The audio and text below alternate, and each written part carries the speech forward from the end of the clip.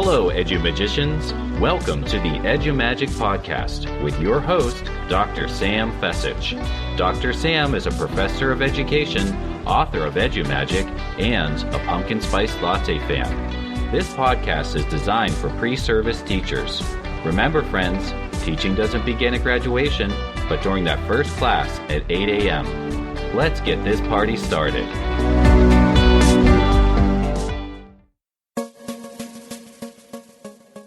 I'm Teresa Steger from the Principal PLN podcast, a proud member of the Education Podcast Network, just like the show you're listening to right now.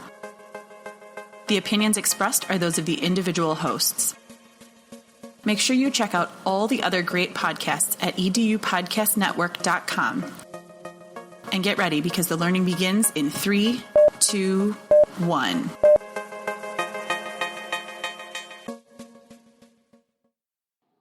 Hello, friends, and welcome back to the Edu-Magic Podcast. I'm here with an amazing future teacher, Ally Echard. And we met, I want to say, 3 years ago. We went to a STEM event down in Pittsburgh. Yes. And Ally was a student in my class last fall. And she is an amazing teacher. She's secondary English certified, and she's all about theater and musicals and all the things to do with that. I believe, are you minoring in that too? Yes. Yeah, awesome. So I want to welcome Ally to the show. Thank you so much for coming on. Yeah, thank you so much for having me. All right, so can you share a little bit about your teaching story and what got you into education and being a teacher? I always knew that I wanted to be a teacher, that I knew that I wanted to serve people, and teaching seemed like the easiest way to do that. And so I looked at like what I was good at, and I knew that like English and theater lend itself to like just discovering who you are as people, and also just discovering like who you want to be and what we want the world to look like around us to make it better. So I decided, yeah, I'm going to go into English ed and theater, and it was awesome. Best choice I've ever made. Awesome. And I love how you describe teaching as a service. I think sometimes we get focused on the nitty-gritty of delivering content, managing a classroom. Can you share a little bit more about what you mean by teaching as a service to people? Yeah, I mean, when you are a teacher, your first and primary goal is to be there for your kids, whether they are little kids and they need like things provided for them, such as food, or even helping them learn how to write and things like that, or even as teenagers, teaching them how to, like, where am I going to go in my next step? I'm having a really bad situation at home. Like, what do I do? How do I get through that? And as teachers, we have to meet those needs in order to even get into our content, because our kids aren't going to care at all about what we're teaching if we're not interested in who they are as people and that we care about them. So that's the biggest thing, I think, that like teachers, that's what you're called to do first and foremost, and then get into your content. I love that. I got chills, literally. And I love that you're talking about getting to know your students and building those relationships, getting them to care and reach them on their level, and then work in the content and the delivery of that message that you want to share with them, that topic. So I think you alluded to this already, but can you share a little bit more about the why behind why you want to be a teacher, why you became an educator? So think about going, like you said, going beyond that content and delivery. Why do you want to impact students and classrooms and schools and districts and all over the place? Why do you want to impact? Yeah, so definitely, it sounds really cliche, but like the people who are in school and the kids that are in school, those are the future. Those are the people who are going to be in charge, are going to be our future CEOs. They're going to be our future writers. They're going to be the people who will be our president someday. And like they have such an impact, and kids already today are making such a bigger impact than we realize. You look at kids who are schools that are taking on programs such as like whether it's like reduce, reuse, recycle, or things like that, and they're already making such a big change and encouraging adults today to make changes and change who they are. And so I really, when I look at teaching, not only do I think like I'm affecting the next generation, but really like I have a chance to speak into the generation now. What's going on now? We should care about what's going on around us, what's happening in the world. If you are worried about something, like, and you want to do something, like the best way is to like talk about it, and talk about it with your kids and your students so that they also care. And they also say, when I grow up, or even now, I'm going to start putting myself into habits that are going to change the world. So yeah. Oh my gosh, yes, all the feels. Thank you. That was awesome. I love how you started to say when I grew up, or now I want to, change the world and do all these amazing things. And there are kids out there changing the world and doing incredible things. And I know you're going to be raising up that next generation of future CEOs, future leaders, future teachers, nurses, business people, all of the above. And that's incredible. Thank you, Ally. Yeah, no problem. Fun. I love it. All right, so we're going to talk about your favorite teaching moment. Now, I know you're student teaching in the spring, so maybe you'll have another one when you come back on the show after student teaching. Yeah, definitely. Yeah, right? But if you could think back through field experience, what is one of your favorite teaching moments and why? Oh, gosh. I've always struggled with my identity as a teacher, being like, is this really what I'm meant to do? Should I be pursuing this? Like, am I really as good as like I think that I am or that I feel? And I remember it was my last day in a field last year, and I had these girls who were 7th graders, and I'm not a middle school teacher. The people who are doing if you are teaching middle school or below, you're doing the Lord's work, I believe. You are specifically called to teaching. But I remember the 7th grade girl came up to me and she's like, "It's your last day?" And I said, "Yeah, like I've had fun and stuff like that." And she was like, "Oh my gosh, you were my favorite. Like, you just get us." Like, she's like, "You just understand us as people instead of like as students first." And I really appreciate that. And I remember just like, I went into my my advisor and I was like, "Oh my gosh, I'm meant to be a teacher. Like, I am on the right track." So yeah, it's been incredible because the students really know and they really care, especially if you see them as people first.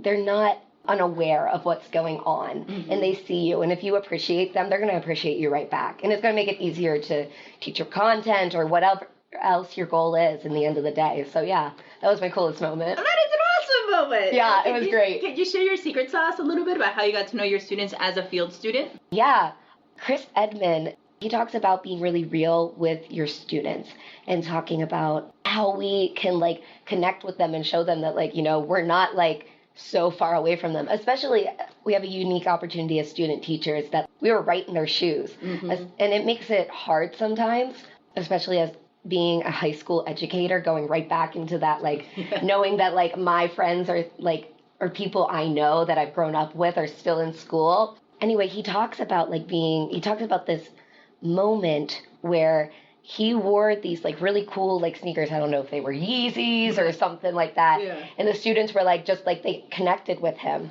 And so I had gone to New York one weekend for my birthday and I had bought a fake Gucci belt. And it was like, I got it for like $20 or something because I'm not paying the real prices. Oh, yeah. But I was like, should I wear it? I don't want people to think that like, I don't want my students to think, oh my gosh, she's so rich and all this stuff. But at the end of the day, I decided to wear it. And I remember like immediately I was having trouble connecting with the kids. And as soon as they saw me with something that they thought was like really cool, they immediately were like, "Oh my gosh, she's interested in our fashion. She knows what's up. She cares about our pop culture and what's going on." And so immediately the kids started they'd ask me about the belt, and then they'd ask me who's your favorite artist? Oh my gosh, I love that artist too. Yeah. And asking me my opinions on the TV shows. And suddenly I became to them, I found another level of understanding. And then I was able to use that in my teaching, be like, "Remember when this happened in this TV show?" And they were like, "Yeah." I'm like, "It's the same thing in this book." And they were like, "No way." So that was super cool. That is awesome. I love it. Now, do you have a specific example you could share? This happened in this TV show and it's happening in this book too? Well, we did do an activity. We were reading a book by Ray Bradbury. We were going through a sci-fi fiction kind of thing, and I was explaining Star Wars is in this, and a bunch of different TV shows today is in this. And they created a song list with songs today that go along with the story. So they had to take specific instances in the story and be like, this line in the story, when I read this, I felt this way. I felt like when the house was falling down, I felt scared. So I felt like everything was closing in. So I used the song Radioactive by Imagine Dragons to kind of talk about how the world is crumbling and there's nuclear stuff going on and how I felt in that moment. So it was cool because it got based on the content. They had to relate it to the story and how the feelings matched, but also they got to use something that they were very familiar with themselves. Like, I would do this if I was like a TV or a movie producer and I wanted like the soundtrack to go along. And so like it opened up a world of not only like, this is what we do as English teachers, but also like, oh yeah, if I want to be creative and go into a field of filmmaking or TV production or anything else, like I can do that. And I see why it makes sense and it's so important. Oh my gosh, that's awesome. I love that. All right, so this is the EduMagic podcast. We would be remiss if we didn't talk about some EduMagic. So are there any specific areas that you want to share with some of the EduMagicians listening out there related to the EduMagic framework? Yeah, absolutely. 2 things that like really are important to me, I think, is your digital presence and uniting your PLN. Personally, I am a huge fan of Instagram, especially for history and English and theater. There's a lot out there that you can just share through the video portion and also the pictures. So I get a lot of ideas on like different activities I want to do and things that other educators are doing. And I'm like, yeah, I should do that too. That my kids would get into that. And then also there's just such a community there that's just so great. Instagram's cool because it lends itself to like taking pictures. So like I know different PLNs that I know their family. I know what they're going through. I know when they go to conferences and to sign up for those conferences. You know, so it's like a very intimate thing, I feel like. I really get to know these people, not only as professionals, but as people. They're my friends. I want to hang out with them.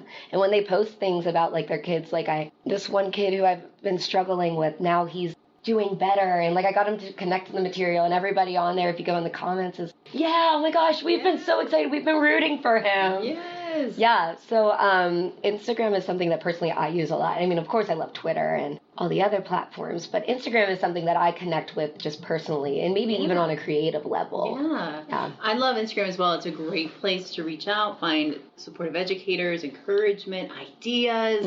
It's incredible, the resources out there. All right, so what is some of the best advice that you received about teaching? Oh, wow. Wow, that's a great question. Thanks.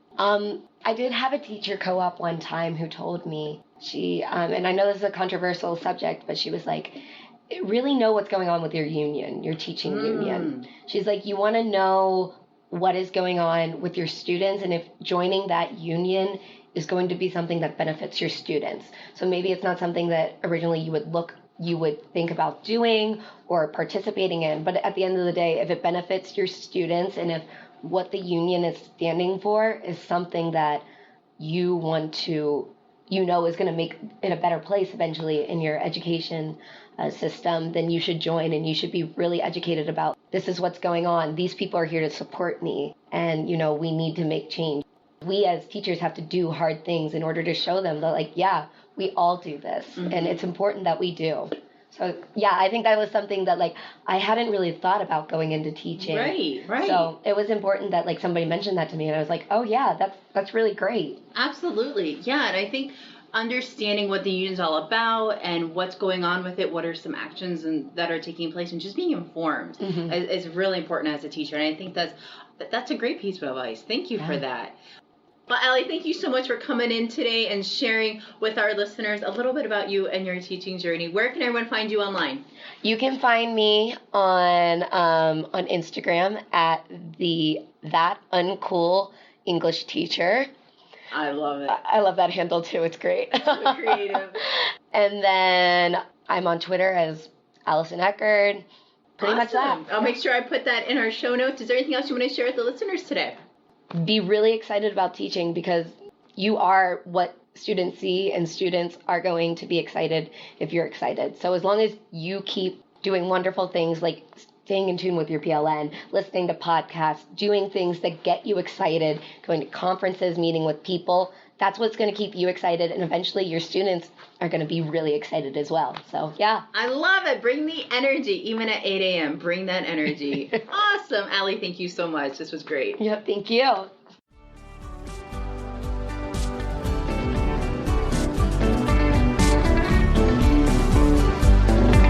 And there you have it, EduMagicians. If you enjoyed this episode, please subscribe and share it with your friends. For more EduMagic, check out sfessage.com and Follow Dr. Sam on Twitter and Instagram @SFessage. Until next time, you have the EduMagic within you.